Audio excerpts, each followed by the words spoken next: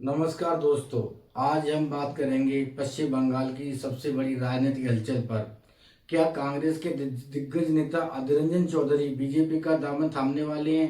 दिसंबर 2025 में प्रधानमंत्री नरेंद्र मोदी से उनकी मुलाकात ने पूरे देश में सियासी भूचाल ला दिया है। जनवरी 2026 तक अफवाह थमने का नाम नहीं ले रही। क्या यह महज खेला है या वास्तविक पाला है?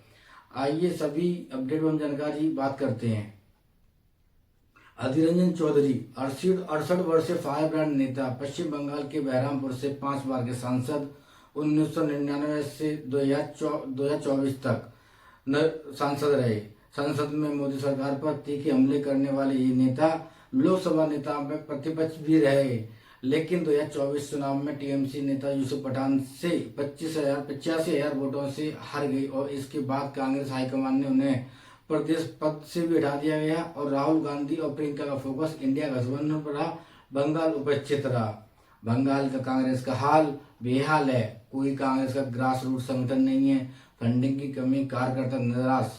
अधीर रंजन ने खुद कहा कि कांग्रेस बंगाल में मर चुकी है। टीएमसी पुरानी दुश्मनी निभा रही है। ममता बनर्जी के वे डीडी कहकर तंज कसते रहे। 2024 में टीएमसी ने दावा किया था कि अधीर रंजन बीजेपी से बात कर रहे हैं। रामदास अठावले ने खुला ऑफर दिया था, लेकिन अधीर रंजन ने इनकार कर दिया। फिर भी मुर्शिदाबाद की रैली में उन्होंने दुख जताया। मुस्लिम वोटरों ने मुझे छोड़ दिया। बंगाल की राजनीति में 3 ध्रुव पर है। एक, टीएमसी मजबूत है, बीजेपी चुनौती दे रही है, कांग्रेस खत्म। अधीर रंजन जैसे नेता के लिए विकल्प सीमित। हालिया घटनाक्रम, मोदी से मुलाकात सबसे बड़ा ट्विस्ट। 29 दिसंबर से लेकर 30 दिसंबर तक 2025 को दिल्ली में प्राइम मिनिस्टर मोदी से आधिकारिक आवास पर अधीर रंजन की मुलाकात। मुद्दे थे स्पष्ट। बंगाल में वोटर लिस्ट में विशेष गहन एसआईआर पर बातचीत। भाजपा शासित राज्यों में बंगालियों प्रवासियों पर हिंसा। अधीर ने कहा, राजनीति मायने न निकालें, हमने हिंसा रोकने की अपील की है। अमित शाह पर घुसपैठ के आरोप लगाए गए, लेकिन बीजेपी 24 घंटे बातें करती है, कार्रवाई क्यों नहीं? 31 दिसंबर को वोट चोरी का आरोप टीएमसी पर लगाया। जनवरी 2026 में ईडी आईपैक मामले पर संयम की अपील की। 15 जनवरी को टीएमसी बीजेपी दोनों पर हमला।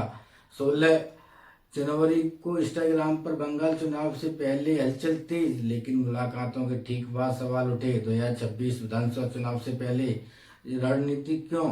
बंगाल बीजेपी में टीएमसी को हराने के लिए स्थानीय चेहरा चाहती है। अधीर राज्यसभा या मंत्री बन सकते हैं क्या? अटकलें तेज और मुलाकात ने आग लगा दी। विशेषज्ञ कहते हैं कांग्रेस के भविष्य में अंधकारमय और बंगाल में संगठन नाममात्र। 2026 चुनाव मार्च अप्रैल में। टीएमसी मजबूत, लेकिन बीजेपी 2019 से 2021 जैसी लहर ला सकती है। अधीर ज्वाइन करते हैं तो मुस्लिम वोटरों पर असर पड़ेगा। टीएमसी का दावा, अधीर निष्कासन का इंतजार कर रहे हैं और बीजेपी चुपचाप इसका फायदा साफ। पुरानी अफवाह, 2024 में कुणाल घोष ने कहा था बीजेपी से बात हो चुकी है, अधीर ने खारिज किया, लेकिन अब हालत बदले। कांग्रेस ने टीएमसी को एक्सपोज करने का श्रेय लिया।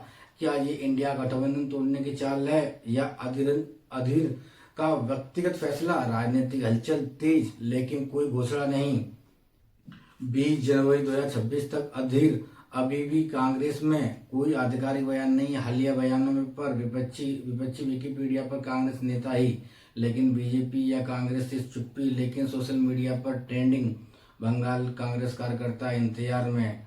2026 चुनाव नजदीक हैं। अगर बीजेपी मजबूत है और वरना कांग्रेस का अंत है, तो विशेषज्ञ यही कहते हैं कि बीजेपी ज्वाइन कर सकती है। तो थैंक